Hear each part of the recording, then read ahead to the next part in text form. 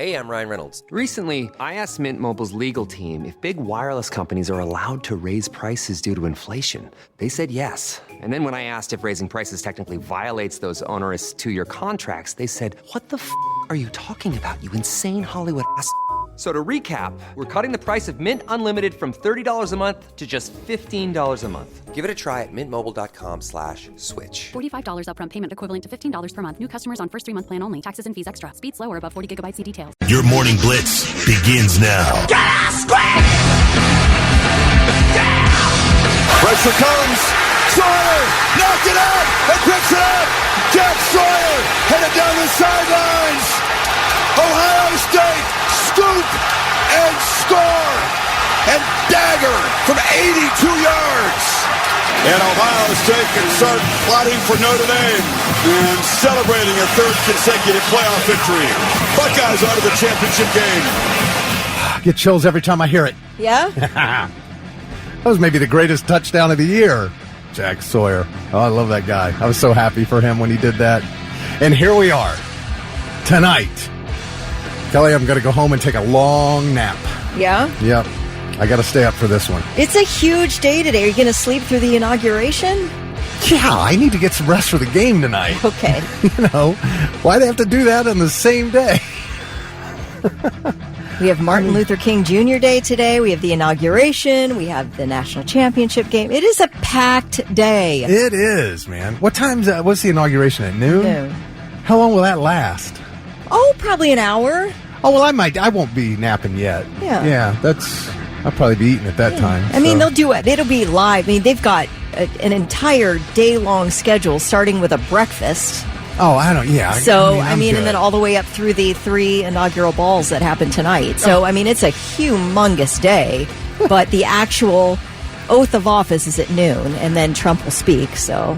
I saw the Blue Jackets are playing tonight, too, and I'm like, how can you, I mean, it's like a lot of stuff getting squeezed out, I feel. Yeah, I guess so. So, speaking of MLK Day today, I guess they do this every MLK Day. It's free day at national parks. Okay. Well, I want to go at 6 below 0. Well, that's what I thought. I mean, it's like all National Park Service sites will be free to visit today.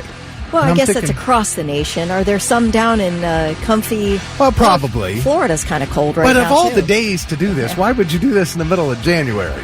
Maybe because nobody goes to the national parks in the middle of January, so they want to encourage people to come. Well, I don't think there's going to be a lot of that going on. I mean, this Arctic blast is going across most of the United States.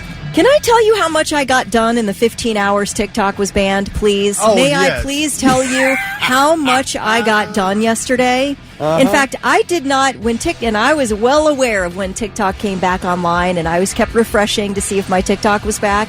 And when it came back, do you know how much time I spent on it? No time at all. I didn't spend any time on TikTok yesterday. I was so proud of myself. I did so much, including going down into the basement, dusting off my recumbent exercise bicycle, and spending 20 minutes on it. I mean, baby, What? I am back. I am back so hard right now. I am on a self-improvement tear. I read 120 pages of a brand new book. I started studying geography on this great website called Cetera.com. You know, I'm terrible at geography. You know this better than anyone. I do. And I'm like, that's it, Kelly. You're done being terrible at geography. Kelly! Yeah! I took the United States quiz. Like, they'd say Alabama, and you have to click on where Alabama is. My first attempt, I got a 65%. I mean, did you realize where Nebraska is? Do you know where Nebraska is? I didn't. So anyway, I'm so proud of myself. By the time I got done with that United States quiz, I was getting a solid 96%. I was still messing up like Idaho and Utah for some reason. I think I got it squared away. And the New England states are difficult. But anyway, man, I tell you, I was so proud of myself by the time I went to bed last night, doing 0 TikTok. I literally think, am I going to really cut back on my time on TikTok? I have too many other things to do to make myself a better person. Well, look at this. I know. What is that? I don't even know what to say. I'm telling you, I have all these goals. I wrote down a list of goals for the year. Okay. Listen, I might be I started on the 19th of January with my New Year's Day goals. But I'm back, baby. Okay. I love it. Yeah, man. I mean, people went crazy when TikTok came back. They went nuts when it went away. Well, we don't know, do we, now that they went nuts when it went away? It was all dark. Oh, there's lots of videos. Yeah, they jumped on Instagram. Yeah. But, no, I'm happy for them. I had no idea there were 7 million businesses on TikTok. There are a lot of businesses on TikTok. 7 million. Yep. So, yeah, I'm happy for all of those people, you know? I'm going to tell you, too, and we're going to do this on I Got Something, but there's a very weird vibe on TikTok right now. Oh, okay. Very weird since it came back. Oh, you said this is coming up in your I've Got Something? Yeah. Okay, all right. I mean, just the whole TikTok thing I'm going to talk about, but the weird vibe being part of it. And I need to know if anybody else feels it, too. All right. We'll get to that here in about 20 minutes. We do have Tess coming in at 8:30 for the Blitz Rock Rundown. Of course, Jeff Logan, Hall of Fame Buckeye legend. He will be here at 7:30 as we get ready for tonight's national championship game against Notre Dame down in Atlanta. I was at my son-in-law's house, my kid's house, my daughter's and my son-in-law's on Saturday. And I asked him, I said, so what are you doing for the game Monday night? Because I'm staying up. He goes, yeah, I'm going to be there. I said, what? He said, I'm going to the game. I know. I'm like, you really? You're seriously? You're going to the national championships? Yeah. I said, where are you staying? He goes, we're just driving down, watching the game, and driving back. I said, you seriously? Wait, he got tickets to the game? Yeah. How much? I don't know. I didn't ask. How did you not ask? That's Because the most important question. I don't know, but he works for a major grocery store chain, and so I know they get tickets through them a lot. Oh, so maybe he got like some kind of a deal? Maybe, yeah.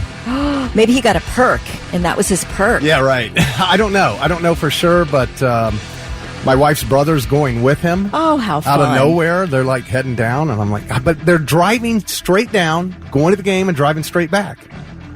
That's like, that's about almost like 24 hours. What? That is amazing. How fun is that? That's awesome. Oh, my gosh, that's great. I'm jealous. All right, you know what else it is today? It's the third Monday in January. And what is that called? That's our Blitz morning trivia question. $25 to Water Beds and Stuff and Beds and Stuff Superstores. This is a particular Monday every year, the third Monday in January. What do they call this Monday? Be the first one to tell us at 99-700 and get the gift card.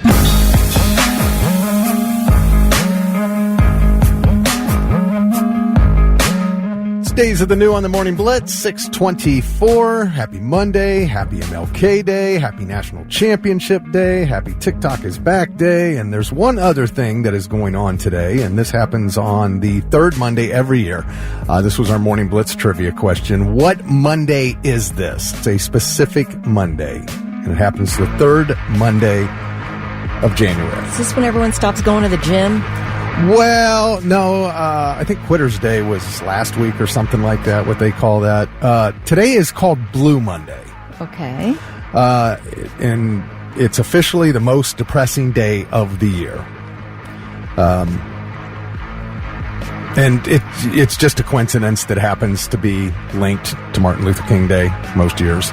But it's been a thing ever since a British psychologist named Dr. Cliff Arnall came up with it 20 years ago. It's based on this formula that's supposed to calculate how sad or depressing any given day might be.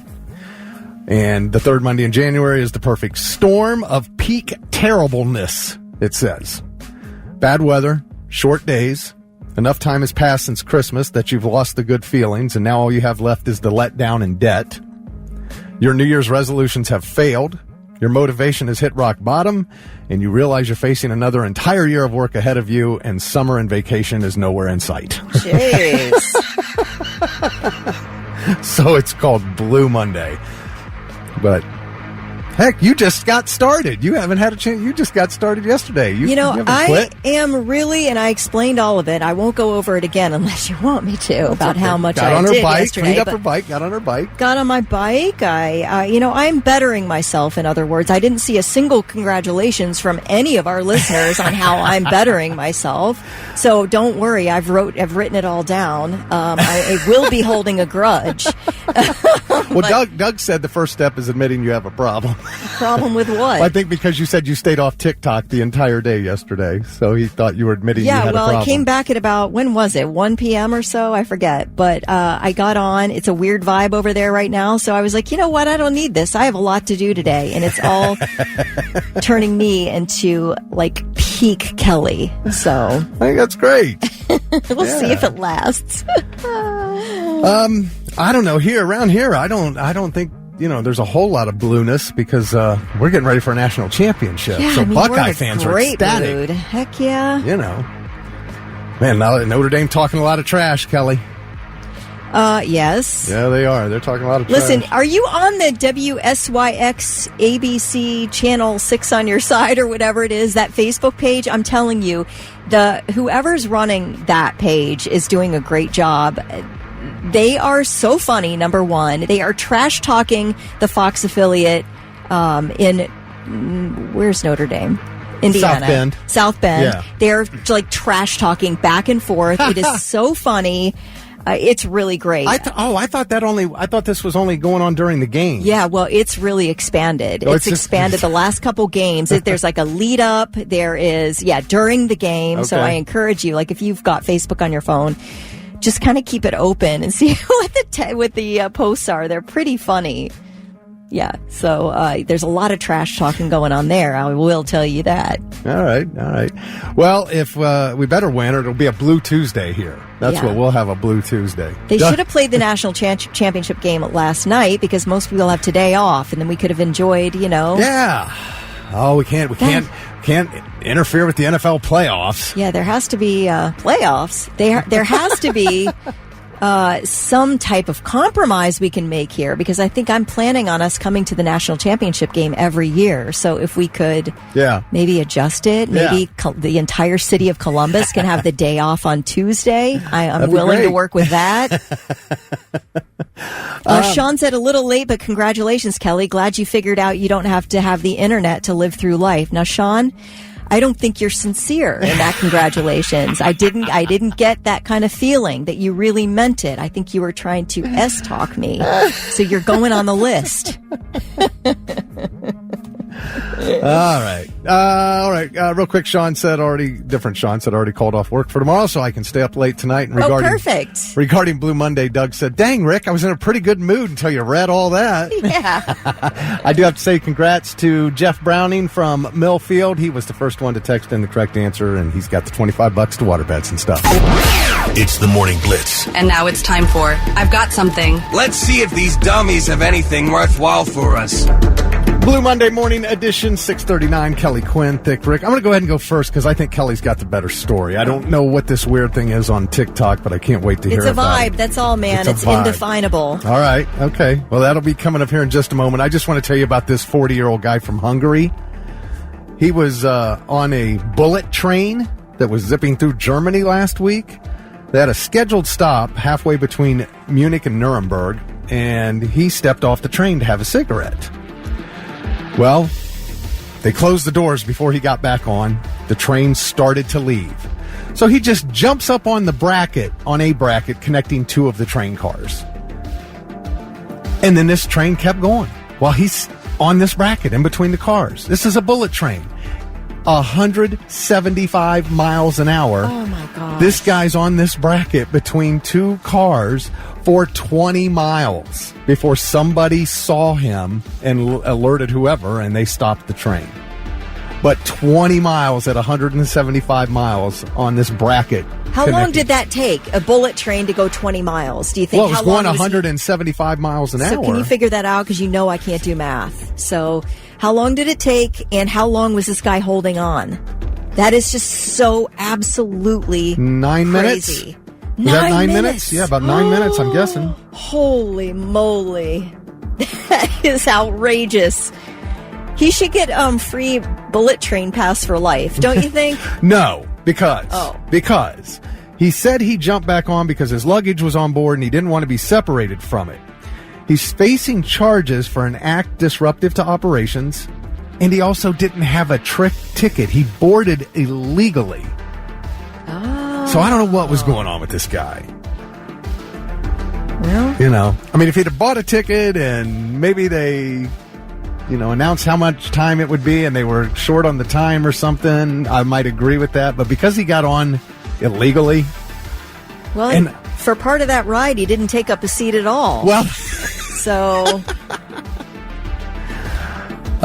he should get something for just accomplishing this, though. I mean, what are you going to do? All you can do is hang on for dear life.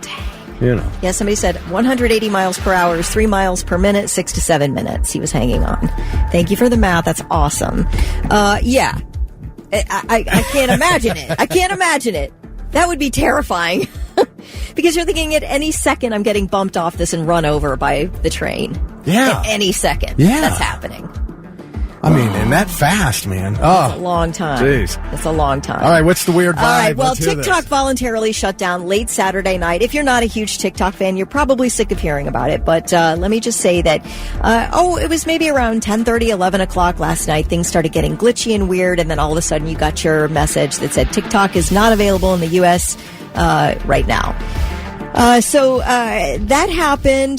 TikTok went dark, and then yesterday, President Trump posted on Truth Social that as soon as he's sworn in, he's signing an executive order saving TikTok, giving the app another 90 days in which to reach some kind of deal that would protect U.S. national security. And he kind of talked about a proposal under which the U.S. would own like 50% of TikTok and have a partner who would assume all the risk. I don't know what the details are. But anyway, he made that announcement.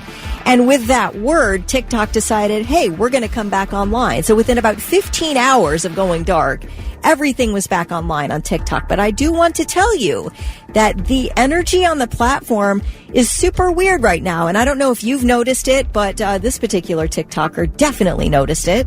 I've been on here for a while, scrolling through my For You page, and something's weird. Is anyone else noticing that your For You page and stuff just has like a different vibe or something different?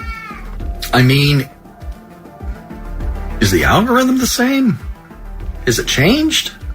Is this TikTok like we knew, or is it something different? So the suspicions are, did TikTok use those 15 hours to reach a deal of some sort, or was it something more nefarious? Like, did they update the platform in some way that ruined all of our For You pages and all of our algorithms? I have just curated my own algorithm to weed out all political posts, and all I was getting yesterday was, oh, Trump just wants to look like a hero, and we hate Donald Trump. And I'm like, okay. And then it was like, for all you people who don't like Donald Trump, blah, blah, blah. And I thought, oh, you've ruined something here, TikTok. There's something wrong with my TikTok. It made me not want to come back at all. I really did scroll through maybe 10 or 12 videos yesterday when it first came back on. And it was so weird and so bad that I was like, I'm good. I'm good for the rest of the day. So I didn't tune back in. And then this morning I got on TikTok when I got to work, and it was a little better, but I don't know, you guys, if you've noticed it or not. I wonder if taking it down and putting it back up was like a reboot, and so everything's kind of reset. I don't know. I don't know. Or was maybe there that much of those posts going on that it just, you didn't have a choice? Yeah, I don't know. I wasn't getting like tons of conspiracy theories. And they were like, oh, Donald Trump convinced the Supreme Court to vote to agree to ban, and now he was coming in and waltzing in like a hero, and then other people are screaming about people. Well, this was the whole thing to ban it was bipartisan. Like, that was both sides agreed to do right, that. and it had nothing to do with Donald Trump. No, he was not in office. I know. He did not have anything to do with the banning of TikTok. Well, I know, when this idea first came out and they were talking about it, he said, well, yeah, it should be banned because he was told that China was using it to spy on us and all that. So, yeah, I mean, everybody thought it should be banned when when we heard that. But yeah, no, he didn't have anything to do with it when it happened. Well, so. I don't know. Maybe it'll worm its way back into my heart. But right now, it just feels weird, and I don't know that it's like something. Well, yeah, I mean, you're not alone. That guy felt that way too. So yeah, some people were saying they didn't know if they'd use the platform anymore. Other people saying that it looked like ByteDance was just showing, like basically saying, look, I have the businesses of thousands of Americans in the palm of my hand, and with the flip of a switch, I can disable your ability to make money. Yeah. So people were not happy by that little show of force over the weekend. But anyway. Well, I mean, if you guys have noticed, if you're really into TikTok and you've noticed this weirdness going on, let us know. Disturbed on the Morning Blitz, 6:51. That's Kelly Quinn. I'm Thick Rick. Happy Monday. 2 degrees outside. It's just wonderful. Oh, it's just awesome. It's not going to get any better for a couple of days either, but we'll make it. We'll make it. Kelly, did you see the trailer over the weekend for The Godfather Part 4? No. Oh, my gosh. I couldn't believe it. Yeah, so there it was. Trailer for Godfather Part 4. Went viral. And Sylvester Stallone had a fit. He jumped on Instagram and commented, "What is going on? This is definitely not to be taken seriously." It was a fake. You know, it wasn't real. And the individual who made it, on the video's YouTube description box, it said that it was a concept trailer created solely for artistic and entertainment purposes. But I guess Stallone did not read the fine print. Because he couldn't believe, he's like, this is not happening. This is a lie. It's not real. He's all upset. And I'm like, it's okay, man. We know it's fake. It's not like, it's, you know, because some people will try to pass that stuff off as real when they do it. But no, that wasn't, it was just, you know, again, for art and entertainment. And it obviously worked very well on Stallone. Oh, it's embarrassing getting duped. I hate that. It's happened to me before. Oh, I hate that. Now, a real movie is Gladiator 2, and tomorrow you can watch that at home. Beginning tomorrow, it will be on Paramount Plus. So it's already done $450 million worldwide. But I have not seen it yet, so that will definitely be on the list to do this week. You know what I've heard everyone talking about is the movie called A Real Pain on Netflix. It's with Kieran Culkin and Jesse Eisenberg. Everybody's talking about it. Like, I guess Kieran Culkin is already winning awards for his performance in this. But yeah, it's called A Real Pain. I don't know if anybody's seen it, but it's on Netflix right now, I think. Or is it Hulu? I'm sorry. I don't know. Which one is it? It might be Hulu, you guys. But I'd love to know anybody who's seen it. I want to get to that at some point if it's worth it. So I know Severance fans, we're all very excited. I had to go back and watch the finale of this first season because it had been 3 years. 1? No, I'm going to wait till they all go. Oh, my gosh. It's so good, though. Well, here's what's funny. So Christopher Walken, he hasn't been able to watch it because he doesn't have a smart TV to stream on. Okay. He's got some old equipment and he can't stream apps. So he hasn't been able to watch it. So he finally he got them to start sending him the DVDs. Oh my gosh, that's so cute. Is that what it is? I saw an interview with him talking about what good friends he and John Turturro have been their whole lives. Like they've known each other forever. So now they're playing two people who have like a love interest or whatever. And just how interesting that was and how, I don't know, it was kind of... It was kind of a good interview with him. I don't know if it's the same one where he said he didn't have a smart TV, but that's hilarious. Well, this was... Oh, no, it didn't say what he was on. Oh, I guess... no, it said... I thought it was going to say he was on Wolf Blitzer's show on CNN, but Wolf Blitzer's another one who hasn't been able to watch it because he doesn't have a TV that will stream anything. Come on, guys. That part's not that difficult, really. And now... 3 things you need to know before you go. A huge day today, MLK Jr. Day, Inauguration Day, National Championship Day. Let's focus on Inauguration Day right now. Donald Trump will be sworn in as the 47th President of the United States today. It all starts with a church service at St. John's in Washington, D.C., before President Biden welcomes Trump for tea at the White House. Trump and Vice President-elect J.D. Vance will then head to the Capitol for the inauguration, which is set to be held inside because of brutally cold temperatures. Trump will be sworn in at noon by Supreme Court Chief Justice John Roberts. Now, last night at a pre-inauguration rally, Donald Trump promised an extraordinary presidency. The American people have given us their trust, and in return, we're going to give them the best first day, the biggest first week, and the most extraordinary first 100 days of any presidency in American history.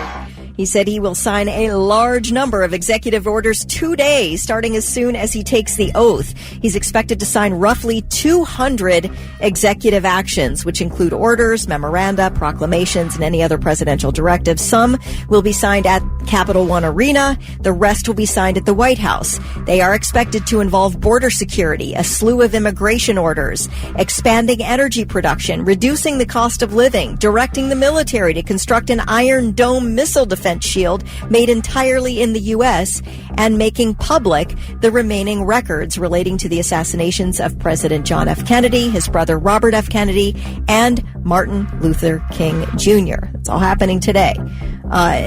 By the way, I don't know if you caught SNL on Saturday. Dave Chappelle hosted. It's the first live show 2025. Number one, and I want to get to how this relates to Donald Trump because he addressed Trump in his monologue. But Dave Chappelle's monologue was 17 minutes long. Yeah. 17 minutes long. It was extraordinary. It's almost like you were watching one of his stand-up shows. It was a good one. It covered a wide array of topics: California wildfires, Luigi Mangione, Jimmy Carter, and he ended things. He talked about Puff Daddy too, and all the baby oil. But he ended things with a very sincere and heartfelt message to Donald Trump. So Donald Trump, I know you watch the show. Man, remember, whether people voted for you or not, they're all counting on you.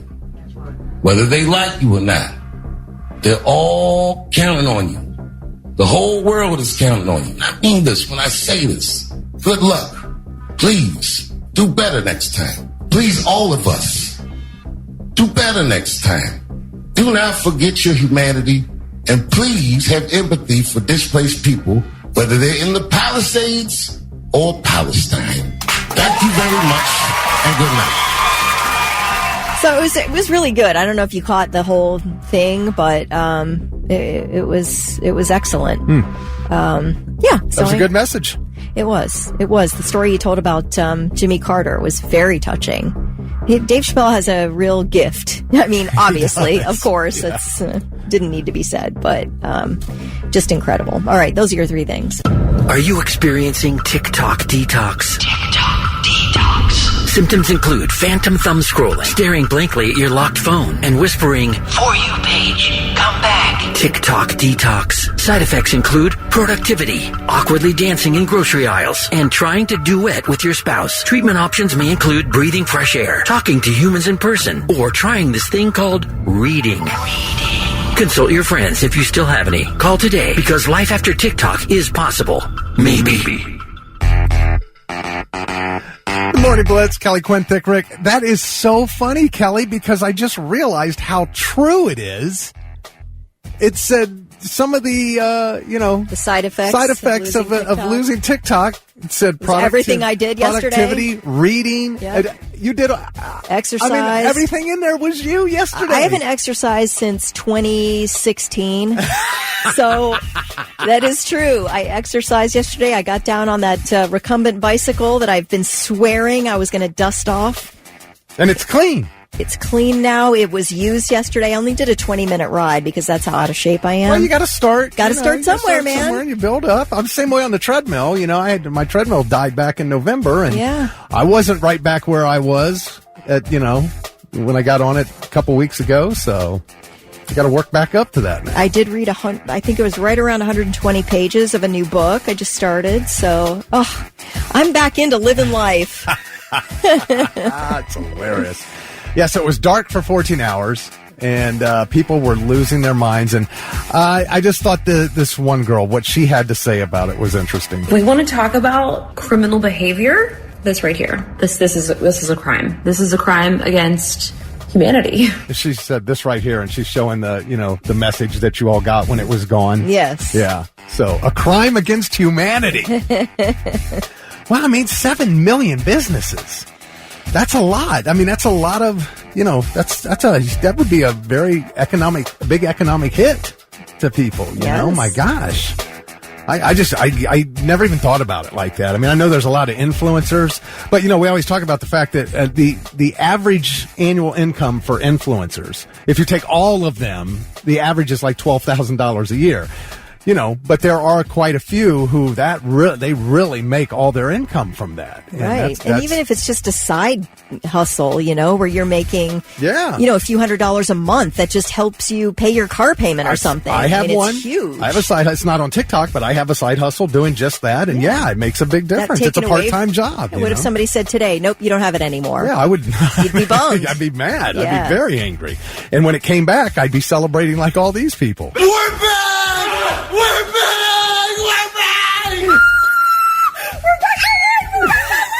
It's been a long 12 hours. It's been a long 12 hours. The funniest thing I saw, and I've seen a bunch of them this morning, I saw one yesterday of all these international people, like Australians, Canadians, going, you wouldn't believe what everyone is saying about you Americans when you guys were gone.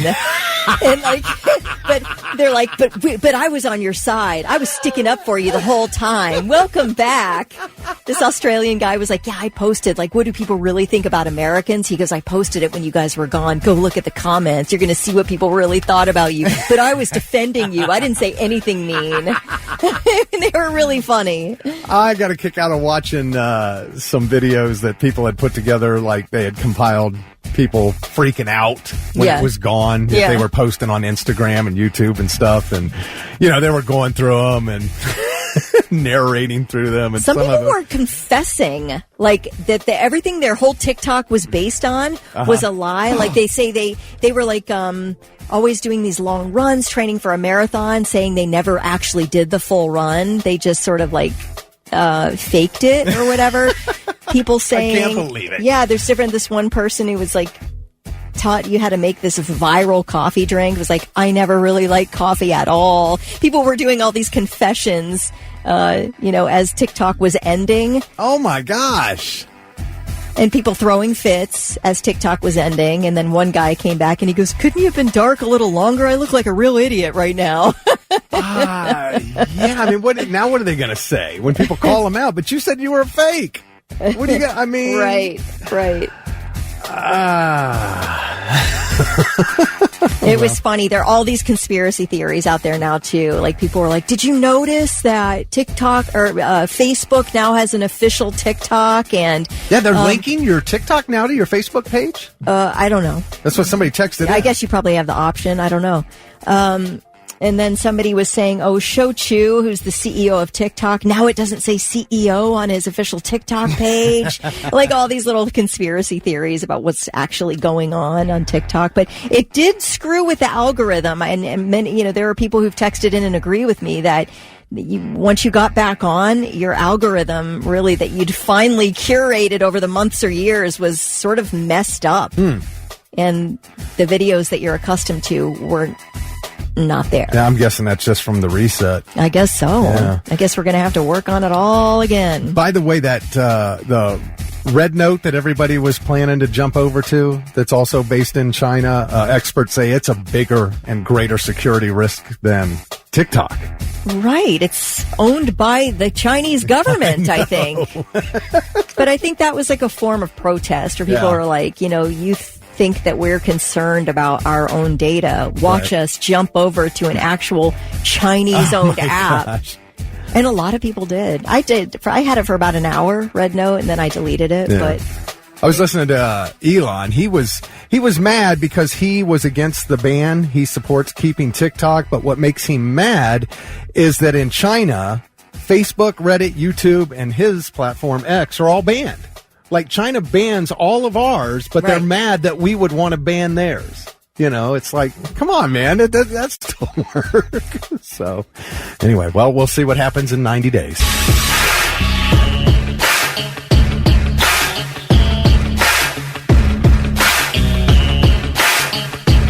See, they're on the Morning Blitz, 7:24. Kelly Quinn, Thick Rick, National Championship Monday, Buckeyes Fighting Irish tonight, 7:30, ESPN. Mercedes-Benz Stadium in Atlanta. Here's what I'm hoping for, Man. okay? Just an absolute blowout. Yes. To the degree that I can safely go to bed at halftime and not even worry about it. That's what I'm hoping for. I hope you have no problem falling asleep at 9 o'clock tonight. Me too. That'll be great. I'll be very happy, and I'll still stay up till the end. I hope people are talking for years to come about the enormous blowout that happens tonight.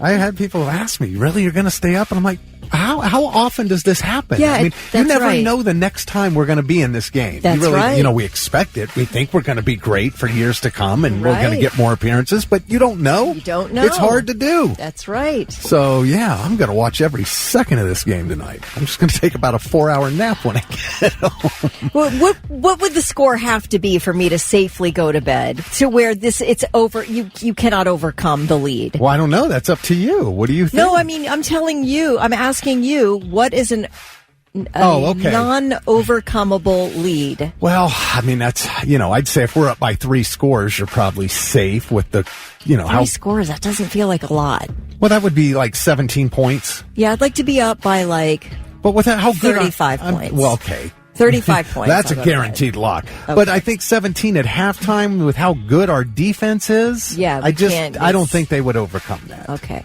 So I would like to see that. That'd be great. I did want to talk about another player, though, from the Colorado Buffaloes, and that is Travis Hunter.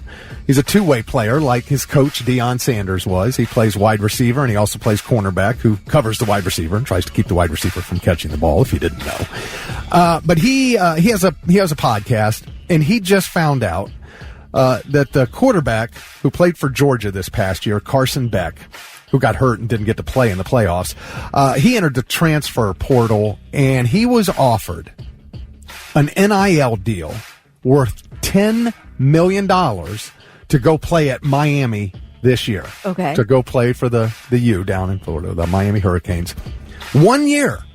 This is a college football player. He was going to go, he declared for the NFL draft, and then all these offers started coming in, and he got this offer to secure a $10 million dollar deal for 1 year to play for Miami before going into the NFL. And it looks like he's going to do it. Well, here's Travis Hunter, this amazing player who won the Heisman Trophy as the best player in college football. How do you get $10 million? Where's my $10 million? Right. Shoot. You need 40. How's all these people getting this much money, bro? This NIL market seems like it resets every 4 months. Oh, let me go test it out, bro. I'm finna go test it out, bro. Let me go back. I'm going back to college, bro. Let me see if I can get me $100 million. Want to see what your NIL value? Yeah, let me see my NIL value, bro.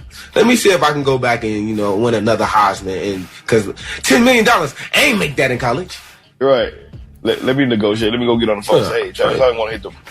Let's see what they say. Yeah, let me go hit the portal right quick, bro. $10 million, bro. He got to go hit the portal real quick because he already declared for the NFL draft. He's going to be one of the top 5 picks in the draft. Well, he'll make his money. Oh, he is going to get his $10 million and a lot more.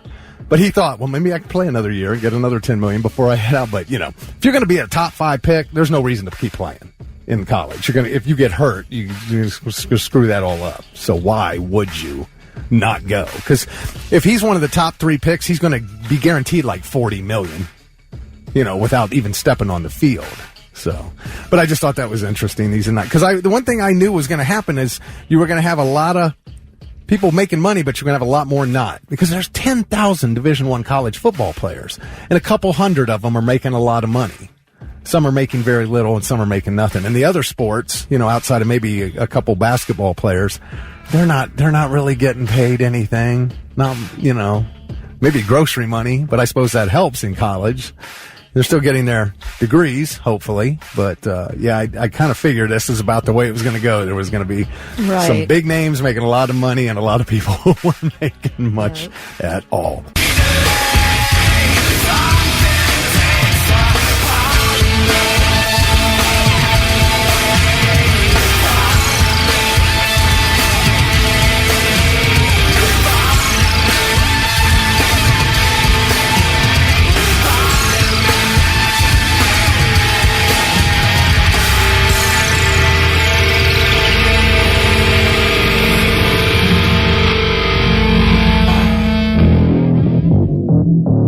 if you want to leave a legacy behind, the best way to leave a legacy is become your own legend. And that was something that was told to me recently that I kind of grabbed onto, and I think it was right on board with what just happened. And it'll be the same thing in this game.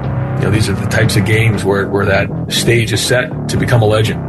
All the focus has got to be on the next game. If we think anything that we've done leading up to this point has anything to do with what's going to happen in this game, we are dead wrong. This is a very, very good team. We got to play our best game to win this game. There'll be time to tell the story, after the season. But the only way the story's told is if we win. Well, that would be the story we want to hear anyway. To be legendary. To be legends. Jeff Logan, Hall of Fame Buckeye. I like Hall of Flame. That's kind of cool. Yeah, as long as the flame isn't out. It's right? not. So we were just talking, and so I wanted to ask you. Kelly had this question. She said she's hoping that the Buckeyes have a big enough lead so that she can go to bed at halftime comfortable and have no worries. And she said, what kind of a lead do I need? What do I need? To do that? And 72-0. Oh. I want you to stay up and enjoy the beauty of what's going to happen tonight. If we're 5 touchdowns ahead, you may go to bed. Okay, thank you. Yes, you may go to bed. I said, I think if we're up 3 scores, if we're up 17 points with our defense, I think she's safe. Yeah. I don't see that game going in that direction unless Ohio State chooses to participate in their own demise. Which they seriously, by turning the ball over, yes. Penalties, that sort of thing. That's the only way that I see the Irish being able to, be up in this game at halftime by a big margin. I just don't see that going on. I think this is a 4-quarter game, to be honest with you. Do you really? Yeah. I think there is a version of this that you can easily justify Ohio State winning handily in this game. But I believe Marcus Freeman will have his team together, and I think the difference maker in this game, quite frankly, is their quarterback, Riley Leonard, not because of him throwing the football. That's not the fear. But what I see is a quarterback that can extend plays by running the ball, and that is going to be the biggest challenge for Ohio State, is that how do you pressure him but keep him in the pocket and don't let him beat you on third down conversions, because that's the only way Notre Dame has to stay in the game, is to maintain the football and keep it away from their team. Well, you mentioned penalties. We cannot have a repeat of the penalties in this game. We got to play much cleaner. I mean, I talked about it earlier, how disciplined this team is, averaging just 4 penalties a game all season. Then they turn around and commit 9 against Texas. And that, along with the interception, cost us 5 drives, and we still won by 14. So that gave me a lot of confidence. Yeah, I get that. And in spite of the mistakes that we made because of the heroic plays that were made on defense, ended up being the difference maker in the game. Thick, one of the things that occurred during this season, and this has historically been the longest season in all of college football, it will be a full 5 months from start to finish when this thing's all over and done with. And that's got to get fixed. This is too long. Is it? Yeah, it is. And I think they got to condense the schedule a little bit in some way, shape, or form. But I want you to understand that during the regular season, Ohio State was a notoriously slow starter. Not getting up by scoring 14 points or more in any game other than like 1 or 2 games the entire season. Mm-hmm. Notoriously slow. But Ohio State, during this playoff, has 560 combined offensive yards in the first quarter of those 3 games and allowing just 124. So that tells you that after the debacle against the team up north, that's what did it. Something happened. Somebody got ignited. Something changed, whether it was the play calling, whether it was the attitude of the players, whether it was all of that combined. This has become an explosive, dangerous team in the first quarter of play. And I think it was because of that debacle. Had a lot to do with it. They opened up that offense immediately. I mean, you saw it right out of the gate against Tennessee. It was bombs away. I remember on our visits after that game, talking about the fact, and I knew this was the right thing to say on the radio, but I didn't believe it in my heart. All right? Oh. Was that after that game, it was no big deal because you got everything still in front of you. You can still play for a national championship. Right. But I didn't feel that way. All right? No. It took a week or so to get that bad taste, to flush the toilet again. The Tennessee game. To get that out of there. Yes. And it took the Tennessee game that did it. to get you to the point where you started to believe that this team is really good.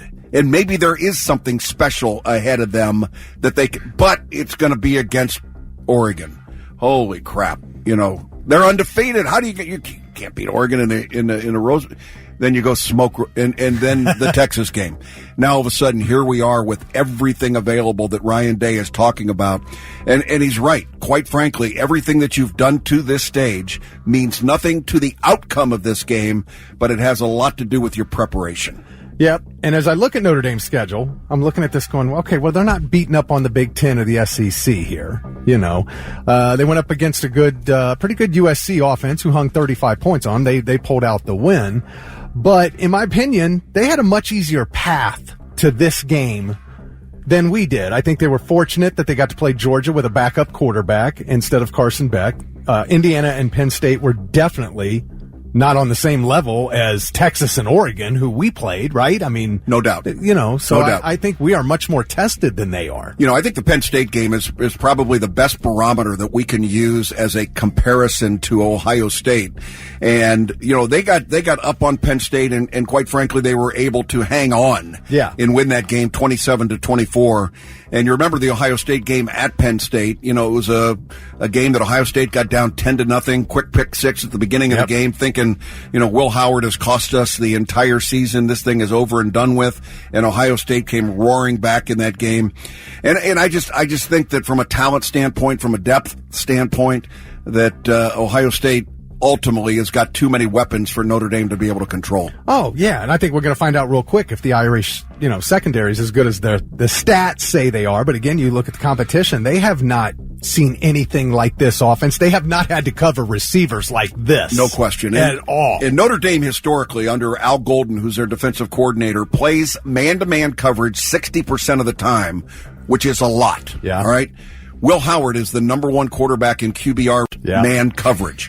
So I would imagine they're going to have to go more zone because they're going to want to bracket Jeremiah Smith, much like everybody else in the playoffs has done, try and take him out of the ball game. So your other weapons, Emeka Egbuka, Carnell Tate, running backs out of the backfield, your tight end G. Scott. One of the biggest plays of the season so far, guys, is one that is going to be lost on a lot of fans. But G. Scott catching that pass on third down, and then it was going to be 4th and 8. But he extended the play for another 5 yards and made it like 4th and 2 or 3. And that's when Ohio State had Will Howard run the football. And, of course, he gets out in the open field, and he looks like a wounded giraffe running the ball and goes down. Yeah. And I love the comment by Jack Sawyer when they were talking about his scoop and score and taking it all the way. He said, I just didn't want to fall down like Will Howard did and make a fool out of myself. Become a meme. Exactly. So, it's just, I talk about this. It's kind of important. Emeka Egbuka, all right, who's been the number 2 receiver his entire career. All right. What's he do? He gets up against Marvin Harrison Jr., so he's number 2 in the shadow of one of the greatest players at Ohio State.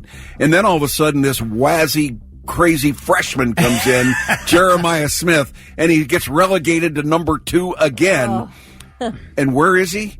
He's within 5 or 6 catches and about 80 yards of becoming the number 1 receiver in Ohio State history in receptions and yards. That is unbelievable. And he has spent most of his career being the number two guy. Oh, my gosh. But he's been here for the full 4 years. Right. The other thing that I want to share with the folks that are listening out there is that Ohio State was criticized at the beginning of the season for having the best roster that money can buy. Oh, God. Yeah, remember that? Yeah, whatever. All right. So, play by the same rules as everybody else. Well, what Ohio State did, they certainly invested in the NIL and the transfer portal. They went out there and they got a couple of key components to what they needed to fill the holes, and quarterback was one of those. Will Howard comes in, Seth McLaughlin comes in at center, and Downs comes in at safety. Those were the 3 major acquisitions that Ohio State made in the transfer portal. But of the starters in the game on Monday night tonight, 19 of those starters, 19 of the 22, signed as freshmen at Ohio State. They weren't bought. They weren't brought in. Right. They weren't part of the transfer portal. Now, Ohio State has invested wildly in keeping those people here. So are they spending $20 million a year? The answer is yes. But it's not like they're going out and buying guys to come in and be one and dones. So it is a group of people that have been here. And when they talk about the brotherhood, you can't have brotherhood in a year. No. It has to be something that has developed over time, and I think Ohio State has done that. Yeah, and you know, you talk about keeping them here because that's where we're at now with college football. And the transfer portal is college football free agency. You know, any guy who wants to jump through it. Yep. Because some other team's offering him a boatload of money can do that. Yeah, Wisconsin's so we got to keep him here. Wisconsin's in a mess right now because they've got a guy that starting this year, you were able to sign people to performance contracts, basically 2-year deals that said, we'll give you the NIL money. We'll give you that. But it's based on you staying here for 2 years. All right? This kid is leaving short of the 2-year deal and wants to go to Miami.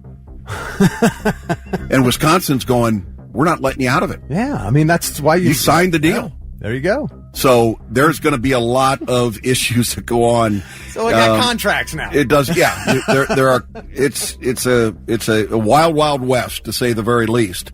And until we get some guardrails put up around this thing, we're going to continue to see things like this go on. I mean, Carson Beck, who was a Heisman candidate going into this season, the quarterback from Georgia, unfortunately gets hurt in the playoffs and can't play the rest of the season, but recently reportedly got a $10 million deal to go play quarterback at Miami. Travis Hunter didn't like it. Yeah, I didn't get that much when I was in Colorado. So, you know, it's a crazy time. I'm just glad we are staying within the confines of whatever rules are out there, and we're doing it in a method, in a way that we can be pretty proud of the way our Buckeyes are being treated. Well, Notre Dame does run the ball. That's all they do. I mean, their quarterback is very good at running the ball, but their top 2 wide receivers combined for less than 1,000 yards and 5 touchdowns between the 2 of them. They got a tight end that everybody raves about, but 300 yards and 3 touchdowns. Yep. I mean, they don't throw the ball. All running the ball. Yeah. But you look at it. I mean, there's 2,000 yards between the quarterback and the running back. Those 2 players combined for 2,000 rushing yards, yep. and that's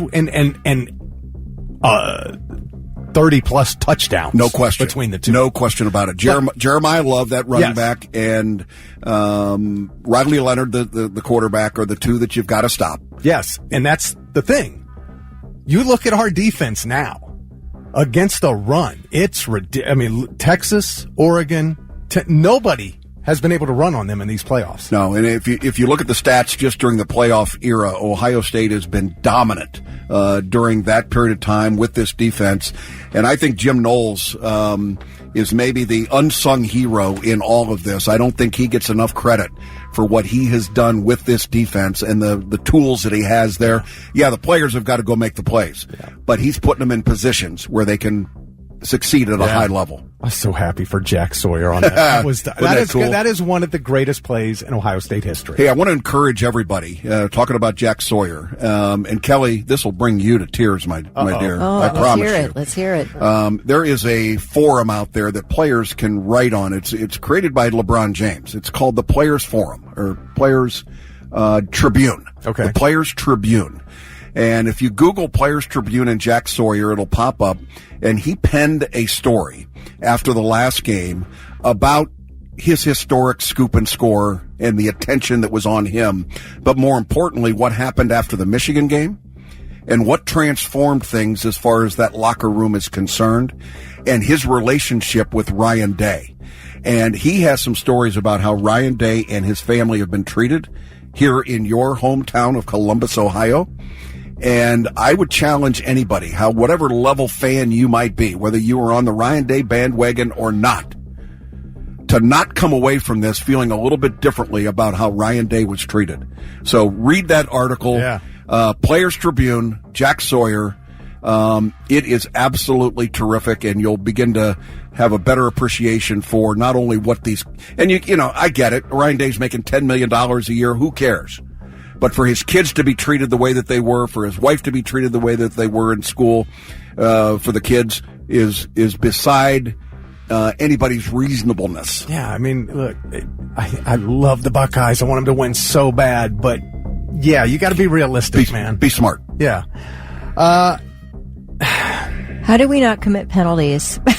Yeah. What do you Focus say? and discipline. Yeah, it's, you know, one of the things that you won't have is a hostile environment because it's going to be split pretty much evenly between Ohio State fans and Notre Dame fans. So, you know, from a noise standpoint, it's not going to be all that difficult, I don't think, to communicate out there. But here's the thing. We got to limit our penalties. But for God's sake, would somebody please recognize when we're being held on defense? I know that statistically, the Ohio State opponents are the least penalized teams of anybody in the country. That? And it's just got to be Ohio State doesn't need any more help from us, the officials. They got to win it on their own kind of a thing. But it is just becoming ridiculous when you see the calls out there that Ohio State is not getting. And it's hard to say that without sounding like a fan, you know, sounding that, you know, you want to be treated differently. We don't want different, just equal. Call the game the way it's supposed to be called, just equal. Period. Just and call if you're going right. to do anything, don't call anything. Just let the players play. I think that's the key. All right, I want to go back to Ryan Day real quick before we get into our predictions for this week. Because, I always say be careful what you wish for, you know, because you don't know what you got until it's gone. You know, typical cliches, but it's true. And there's a guy down in Dallas who's got some very deep pockets who needs a new head coach. Okay, yeah. Jerry Jones. And I've been hearing names, you know, Deion Sanders is one, and, you know, there's been some other names, and Ryan Day's name has come up. You just mentioned Ryan Day makes $10 million. Well, they're like, who's going to pay him that? He's not going to leave. He's making $10 million a year. Guess what? The Chargers, who don't have pockets as deep as Jerry, are paying Jim Harbaugh $16 million a year. That's what they gave him to come to the Chargers. So be careful what you wish for, because if you really, you know, like you talk about how his family was treated, Ryan Day and his family, he could say, you know what? I'm going down here. I'm going to go play for Jerry and $17 million a year. At the very top of what he's done with a national championship, much like Jim Harbaugh did with the national championship in his pocket.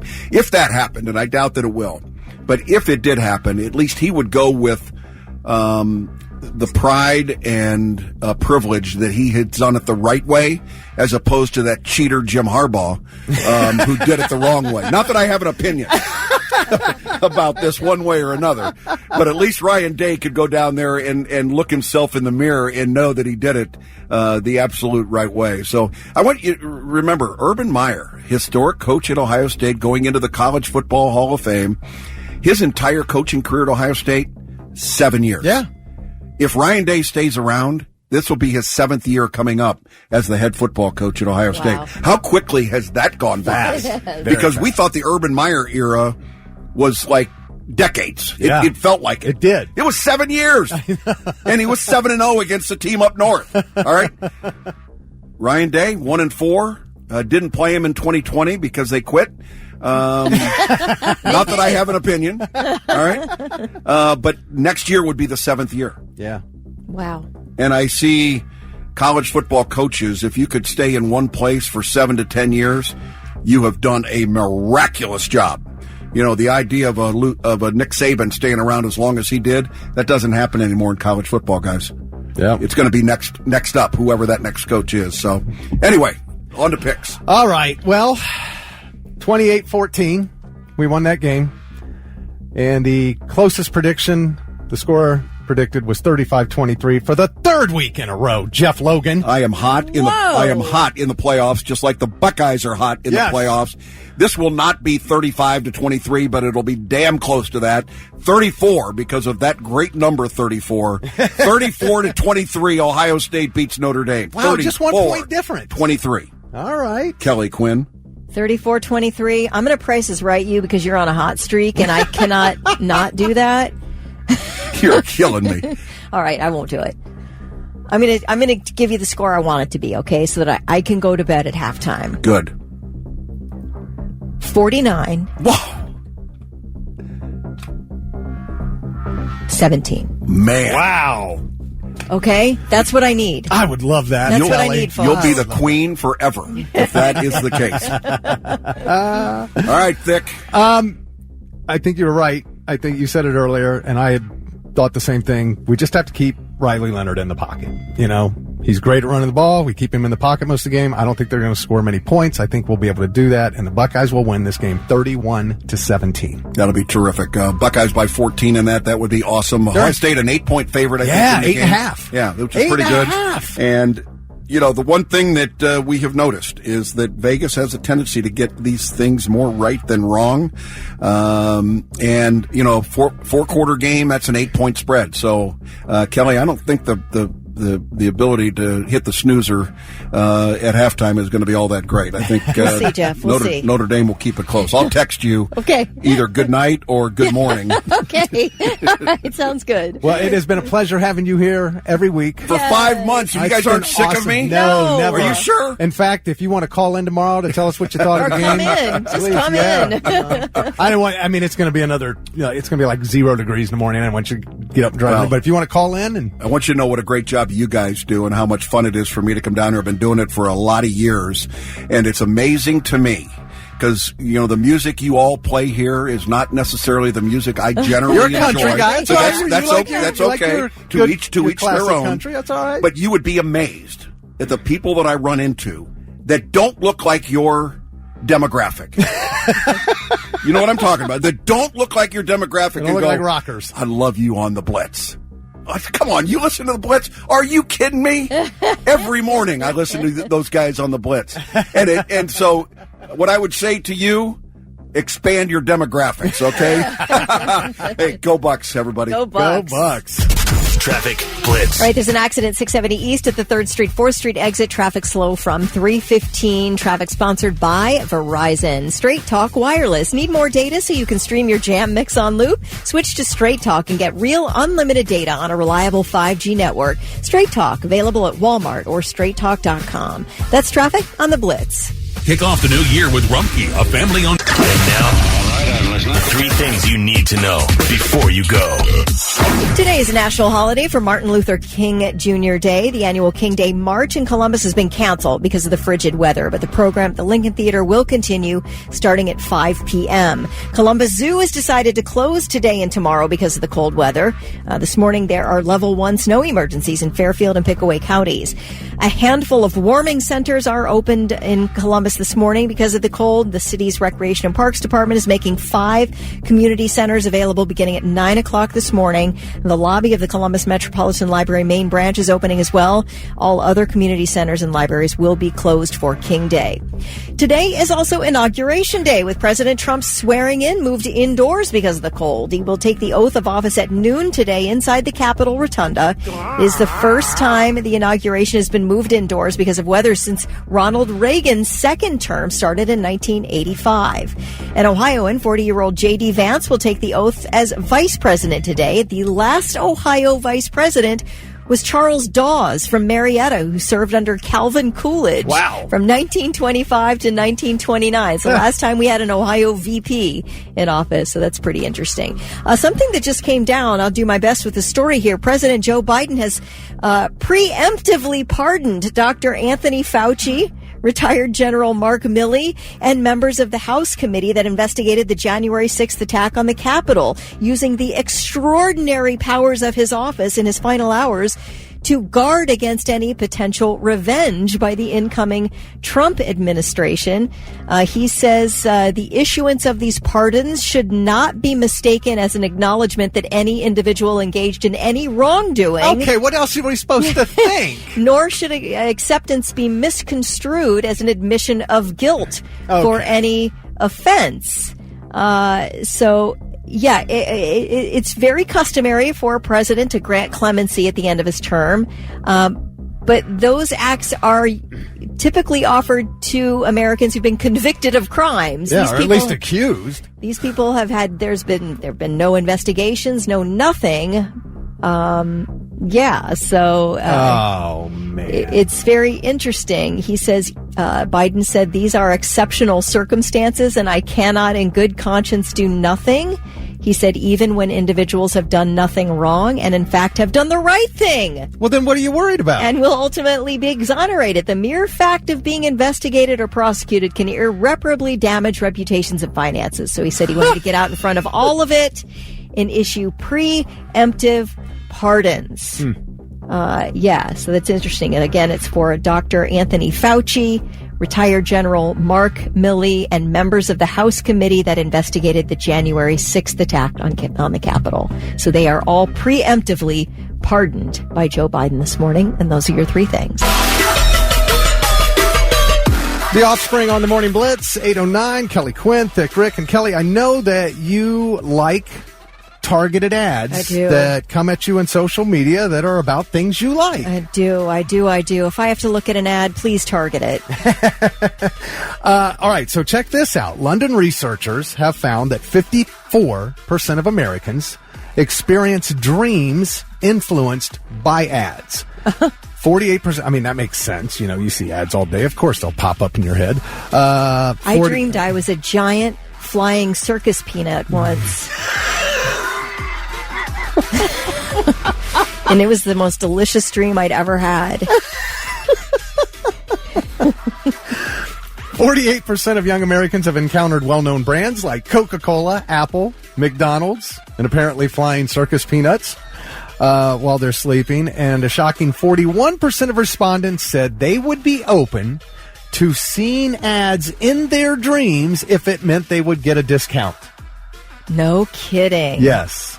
What do you think about that? I don't like it. I don't want you messing with my REM in any way whatsoever. We're talking about the absolute last ad-free space that exists in our lives is when we sleep.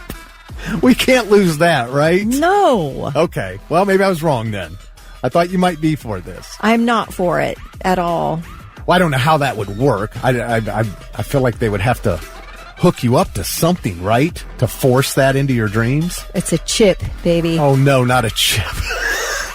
And plus, you know, all that's going to be offered are those drug company drugs like Skyrizi and Cialis and Lyrica and Eliquis and all the stuff that you see all the time. Right. The 2-minute ads where half of it is, here's what probably is going to happen to your poor body once you start suicidal and all of this. No, remember, it was you're going to have irritation and swelling of the taint. Yes. Remember that? Yes. That's something from, I think it was Jardiance. I'm not sure, though, guys. Something where it said there'd be irritation between the bee. Yes. You will have taint scabies.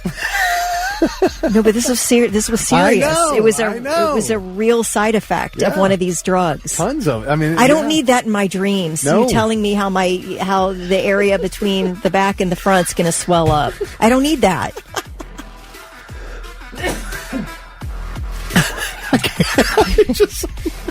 All right. Well, put Kelly down for a no. The whole season essentially comes down to this play for these two great teams. They'll roll, flip it, got it. Oh, the ball was dropped. He had the 2-point conversion in his hands. Andrews did not hold on. Ah, what an end. 8:24, the Morning Blitz. Kelly Quinn, Thick Rick, the end of the Buffalo Bills-Baltimore Ravens game. Kelly, we had a discussion back in the summer about having a man crush. And you asked me who I had a man crush on. I said, nobody that I can think of. Yeah. If you'd have asked me that during football season, I would have remembered. Yes, I definitely have a man crush on Lamar Jackson. I love to watch that guy play football. He's incredible. That tight butt.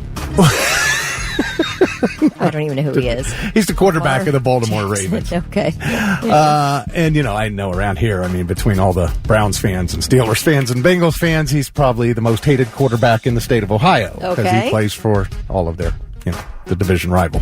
But he is incredible and so much fun to watch the things he does on the field. And, man, I couldn't believe Mark Andrews, his so very dependable tight end, dropped that 2-point conversion that would have tied the game. So it's Buffalo on to play Kansas City. If we have another Chiefs Super Bowl, man, I felt so bad for Lions fans on Saturday night. Oh, yeah, that was a bummer. Oh, man. And now I got, I'm a Cowboys fan, and here I got Washington and Philadelphia in the NFC Championship. I'm like, so one of them is now guaranteed to go to the Super Bowl. Who won the one that was in the snow yesterday? Oh, the Eagles. The Eagles. Yeah. They won? Yeah, they won. Yeah, so the Eagles will play. That was fun watching that. I didn't even know who was playing. I like snow games. They are fun. They are. Ended up being a better game than I thought it would be, too. But anyway, there is one Ravens fan who is really, really upset right now, I would imagine. His name's Nick Cullison. And he's been getting one tattoo every time the Ravens win a game. Okay. And he said he was going to do that until they win a Super Bowl. And he started this in 2021 when his wife purchased a tattoo gun and they made a bet. He said, we were sitting there watching the game. It was against the Chiefs. Things didn't look good. And I said, if we come back and win this game, you can use your tattoo gun for your first tattoo on me. Well, the Ravens did come back and win that game, and he received his first tattoo that night. And then he made a vow to get a tattoo every time the Ravens win until they win the Super Bowl. Done homemade? Well, no, just that first one. He goes and gets them like legit now, like real ones from tattoo professionals. Oh. Or maybe she's become a pro. I don't know. Okay. I thought she did all of his tattoos. Oh, no. He's been going and getting them from pros. He's got 45 so far since then. So now they're not going to the Super Bowl, so he's going to have to keep doing it, next season every time they win. And I'm like, I understand being a huge fan. I am like the world's biggest Dallas Cowboys fan, but I'm not doing that. That's crazy. I can't believe he's kept it up all this time too. At some point, what if they don't win the Super Bowl in the next 10 years? He's going to have 900 tattoos on his body. My gosh. All Ravens, mind you. He's going to have at least several hundred all Raven tattoos. That was a mistake. You can back out. Like, we're not going to think worse of you if you just back out now.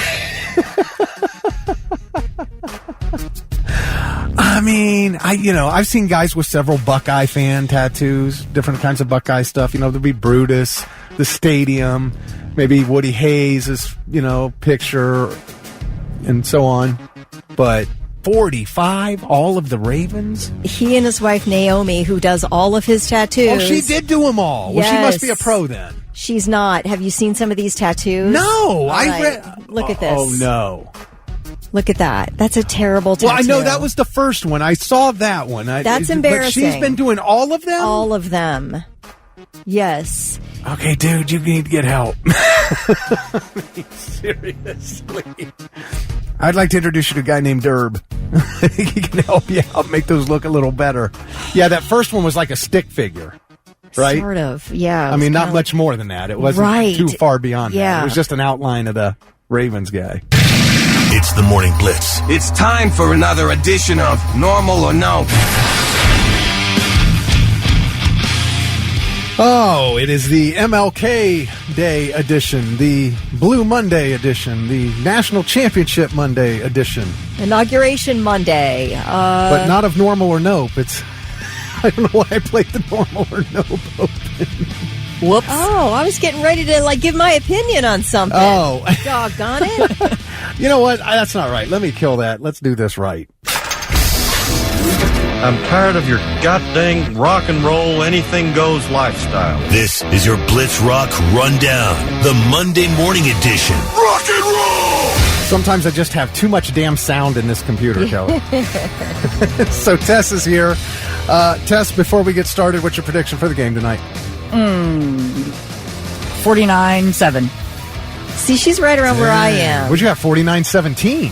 Is that what I had? Yeah. All right, there you go. Look at that. I'm not going to be able to watch, but I'll be here in studio. There's a TV right there. I need to focus on work. I'll have it on, though. I'll have the game on, for sure. So what's going on? Ooh, let's talk about architects. Oh, I like architects. We can definitely talk about them, but of course my thing's closed and I had to reboot, so now I got to reopen that, and it was still booting. But go ahead, talk about architects. Well, they just shared another track from their upcoming 11th album, The Sky, the Earth, and All Between, which is due out February 28th. It's called Black Hole.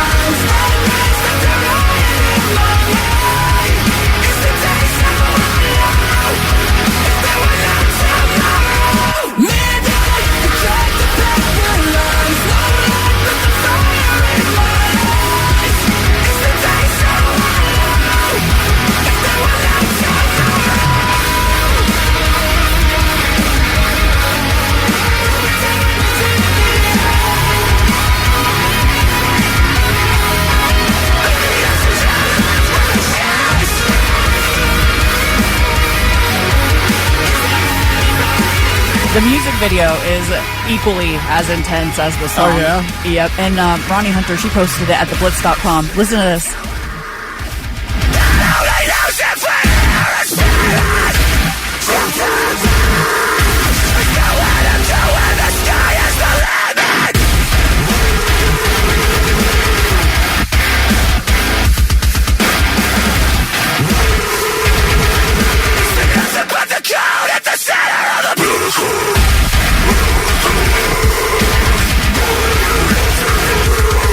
Starting to remind me of Ronald.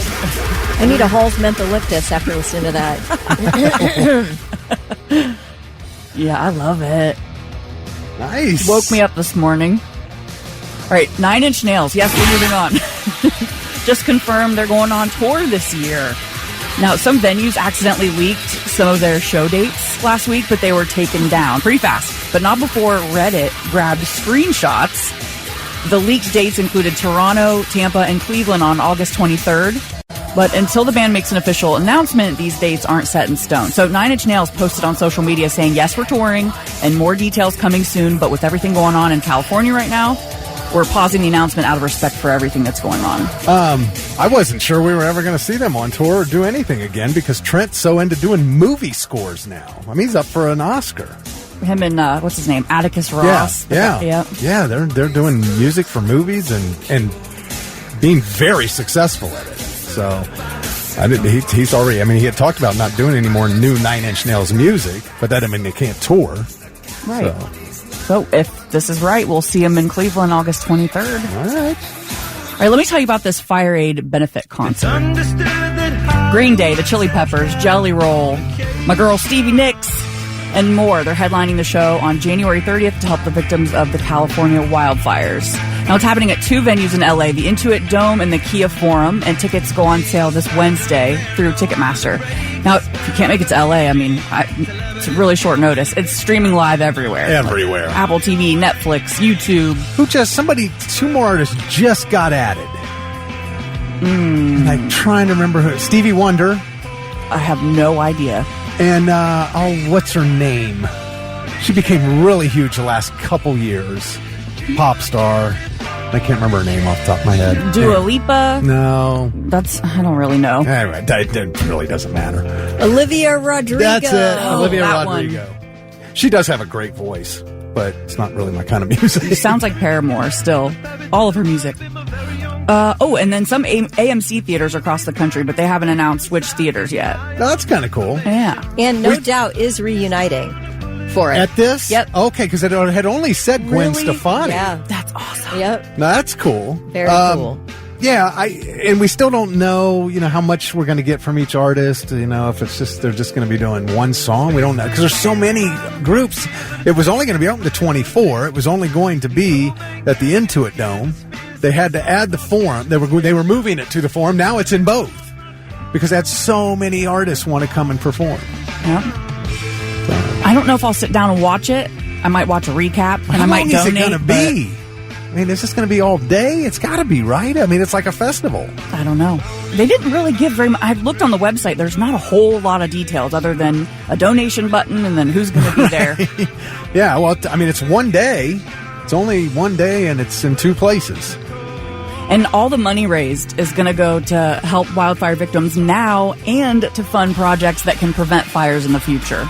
So, more water, I guess? I don't know. Yeah, fill up the reservoir. I finally saw a picture of that reservoir all dry. It's so weird looking. Yeah. The way it's built and where it's at and everything. But I did like that the Eagles donated $2.5 million just to fire aid. Yeah. The money went all to fire aid. I guess, I don't know. I would assume these artists are playing for free. Yeah. Right? Well, yeah, if it's a benefit concert. I mean, certainly they're not getting paid. Yeah. Yeah. I have a little bit of a side note. Yeah. It's insane to me that I've been watching TikTok ever since they said they were going to ban it. I've been watching it more, and I've been seeing a lot of videos of Hurricane Helene and how they're still struggling so bad down there. And I remember you guys were talking about that last week with the benefit concert. Yeah. I just feel like we need to talk about that more too. I know the fires are still going on, but I don't want everyone to forget. Them have a benefit concert because I did that and then found out quickly they already did have one. As long as we bring awareness to it, that's all I care about. Right. All right, on to some exciting news. Yeah. The full lineup for Incarceration drops tomorrow. So far, we know 3 Days Grace, I Prevail, Crossfade, Knocked Loose, Acid Bath, The Plot in You, Catch Your Breath, and a few others are on the bill. They've been announcing a new artist every day, kind of like they did with Sonic Temple. That was the first time I heard I Prevail. Really? Yeah. Yeah, that was, I think, on Thursday or Friday they announced I Prevail. But tomorrow at noon, we'll get headliners and all. Everything. Yep. July 18th through the 20th, the Ohio State Reformatory in Mansfield.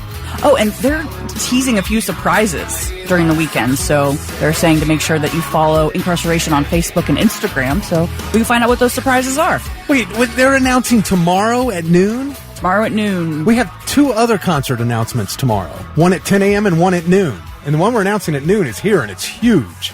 Ooh, okay. Yeah. I don't even know, and I work here. So I'm excited. That's crazy. Okay. Yeah. We'll get all of it tomorrow at noon. Look forward to that. That's your Blitz Rock Rundown. Thanks for having me. It's our pleasure. We'll have you again next Monday if that's okay. All right. I'll be back. All right. Here's Asking Alexandria on the Blitz.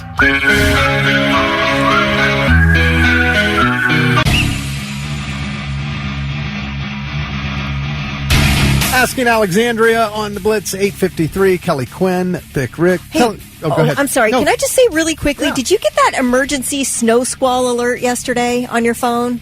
I saw it on TV. Okay. I was watching the game, yeah. It came over on my phone. I have an iPhone.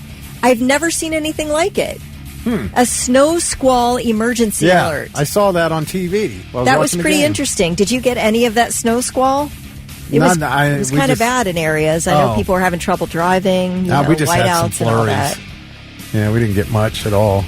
I just thought that was pretty interesting that I got an emergency alert on my phone. Wasn't an Amber Alert. It was a snow squall alert. You know what loves snow? Penguins. Penguins love the snow. You know what's funny is my son, he's got this, I don't know where he got in on this, and he's got his own penguin that he follows. It's got a tracker device on it, and he can follow his penguin all over the world. It's funny. I don't know why he got into that, but it's hilarious.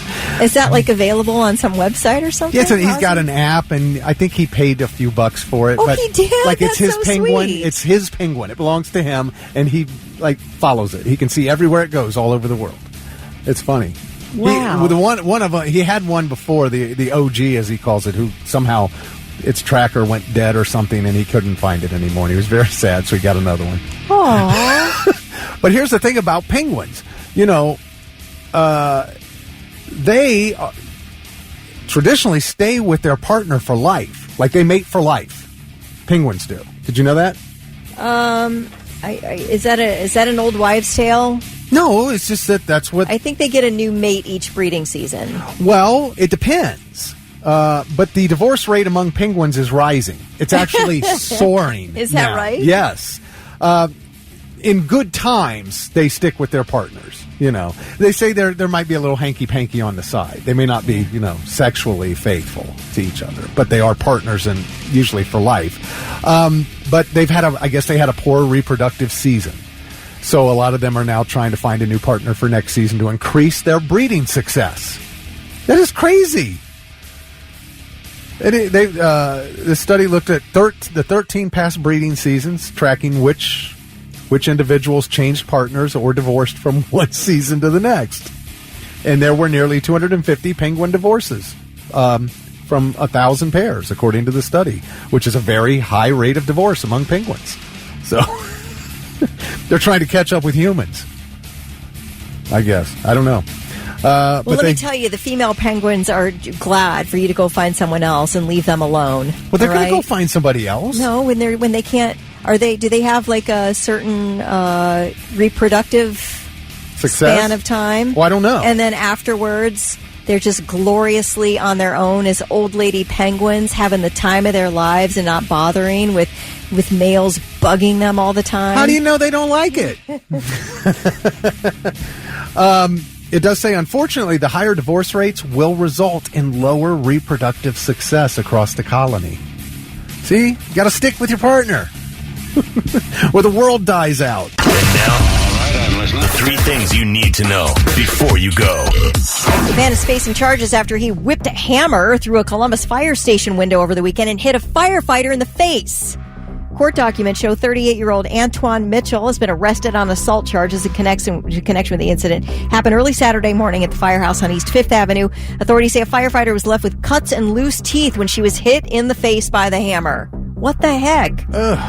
Mitchell's scheduled to appear in court tomorrow. Here is a rundown of today's presidential inauguration events. The ceremony starts with an invocation, an opera rendition of O America, then the vice presidential oath of office for J.D. Vance. After that, it's Carrie Underwood, joined by the Armed Forces Chorus and the U.S. Naval Academy Glee Club, who will perform America the Beautiful. Then Chief Justice John Roberts will administer the presidential oath to Donald Trump. The Naval Academy Glee Club will sing the Battle Hymn of the Republic, and then Trump will deliver his inaugural address. Then, the outgoing president and first lady will leave the Capitol in what's called an honorary departure. They've already moved out, though. Moving trucks were at the White House several days before today. Do they tie cans to the back of the car when they do that? Just inaugurated? Getting the heck out of Dodge. Maybe, I don't know. Let's see here. There will be an official signing ceremony at the White House, followed by a luncheon, then a review of the military troops, and a now indoor presidential parade. It'll be inside the Capital One Arena. Tonight, there are 3 inaugural balls. The first one is the Commander-in-Chief Ball. Rascal Flatts will perform, and this ball is geared toward military service members, and Donald Trump will speak. The Liberty inaugural ball, rapper Nelly will be performing along with country singer Jason Aldean and the Village People. This ball is geared toward Trump supporters, and Trump is set to give remarks there. And then it's the Starlight Ball, which is geared mainly for big donors. Gavin DeGraw will be performing, and Trump will speak at the 3rd inaugural ball as well. Lord. So it's an enormous day for President Trump. There's a game going on tonight. Don't they know that? Well, so much going on today. MLK Jr. Day, Inauguration Day, and today also the College Football National Championship game between Ohio State and Notre Dame. Kickoff at 7:30. Now, officials at John Glenn International say the airport was packed with Buckeye fans yesterday. There are typically 8 Columbus to Atlanta flights on a Sunday. There were 21 that left yesterday. Good. We need fans in that game. Yes, we sure do. I know both teams travel super hard, so it's a matter of people who are willing to pony up the money to get tickets. You know, you wonder about that because we've had all these playoff games, like who went to Pasadena for the Rose Bowl, who went to Texas for the Cotton Bowl. Didn't you blow all your money? My God, man. I mean, it's like, I think Jeff was right earlier when Jeff Logan was in. He said they're going to have to make some tweaks to this because it's kind of crazy. It is crazy. Because, I mean, in the NFL, all the playoff games are at, one of the team's home field. Yeah. And they're all packed in there. So I feel like you got to make, maybe the second round has to be like at the team stadiums as well, I think, maybe. Yeah, I don't know. They'll probably fine tune it here. Yeah, I'm sure. For years to come. But, I would love to be going. It would be a blast. It's cold in Atlanta. I know they're playing indoors, right? Yeah, it's a dome. But yeah, that won't. Still, you think, we'll go to Atlanta, and it's going to be a little warmer. I guess it is a little warmer. It's supposed to be like 20 tonight. So that's better than 0. It's better than 0, but it isn't warm. So anyway, you really don't get much more for your money other than the game and the fun fan experience. All right, those are your 3 things.